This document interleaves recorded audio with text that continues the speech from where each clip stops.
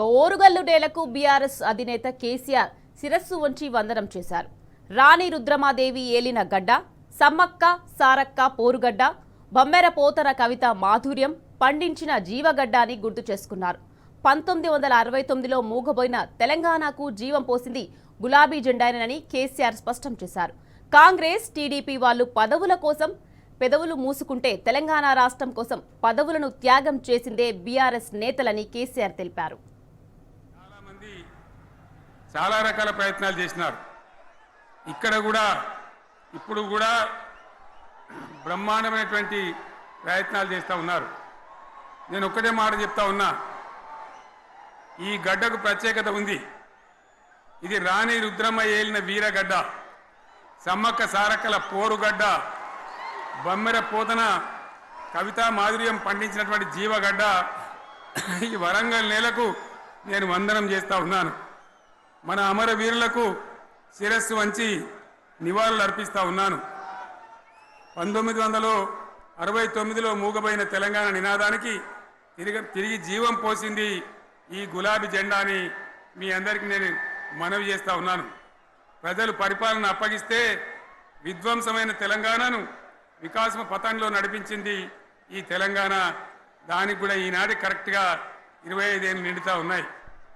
ఆనాడు కొండా లక్ష్మణ్ బాపూజీ గారు ఆశ్రయం ఇస్తే ఏప్రిల్ 27, 2001న జలదృశ్యంలో టీఆర్ఎస్ ఆవిర్భావం తెలంగాణ చరిత్రనే మలుపు తిప్పిన ఒక మహోజ్వల ఘట్టం.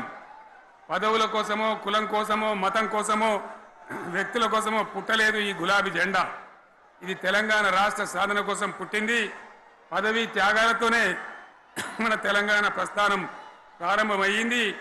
అది ఫలించి మన స్వంత రాష్ట్ర కళ కూడా నెరవేరిందని నేను మనవి చేస్తూ ఉన్నా. ఆనాటికి అలుముకున్నటువంటి చీకట్లను పారదోలడానికి, ప్రజల్లో విశ్వాసం కల్పించడానికి, ఆత్మవిశ్వాసాన్ని పెంపొందించడానికి నేను ఒక మాట చెప్పిన ఆ రోజు మీ అందరికీ కూడా గుర్తుండాలి. ఉద్యమం నుంచి వెనక్కి మరలితే, ఉద్యమ జెండాను దించితే నన్ను రాళ్లతో కొట్టి చంపండి అని చెప్పి నేను ఉద్యమాన్ని ప్రారంభించిన విషయం మీ అందరికీ కూడా తెలుసు.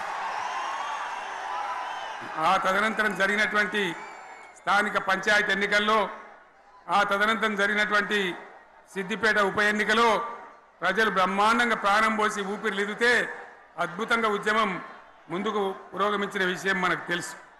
60 ఏళ్ల సమైక్య పాలనలో తెలంగాణది ఎంత గోస, ఎంత దుఃఖం, ఎంత వేదన, ఎంత హింస, ఎంత అణిచివేత చూసినామో మనందరికీ కూడా బాగా తెలుసు.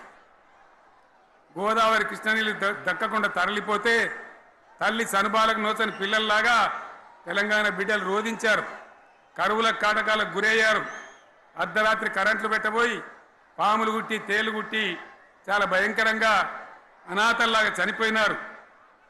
ఆ రకంగా జరుగుతూ ఉంటే ఇక్కడ ఉన్నటువంటి ఆనాడు కాంగ్రెస్లో, టీడీపీలో ఉన్నటువంటి నాయకులు పదవుల కోసం పెదవులు మూసిండ్రు తప్ప ఏనాడు నోరు తీసి కొట్టాడలేదు. గులాబీ జెండా ఎగిరేదాకా కనీసం తెలంగాణ సోయిని కూడా ప్రదర్శించలేకపోయినారు.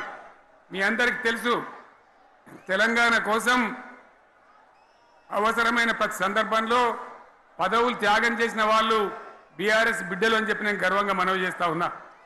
కానీ పదవుల కోసం తెలంగాణను ఆగం చేసిన వాళ్ళు ఆనాడు ఉన్నటువంటి కాంగ్రెస్ నాయకులు అని చెప్పి కూడా నేను మనవి చేస్తూ ఉన్నా. చంద్రబాబు నాయుడు ఆనాడు ముఖ్యమంత్రిగా ఉండి ఎంత ఘోరమంటే హైదరాబాద్ నడిబొడ్డున ఉండే తెలంగాణ గడ్డలో ఉండేటువంటి రాజధానిలో మన శాసనసభలో తెలంగాణ పదాన్ని నిషేధించినాడు. తెలంగాణ అనవద్దని స్పీకర్ ద్వారా రూలింగ్ ఇప్పించినారు.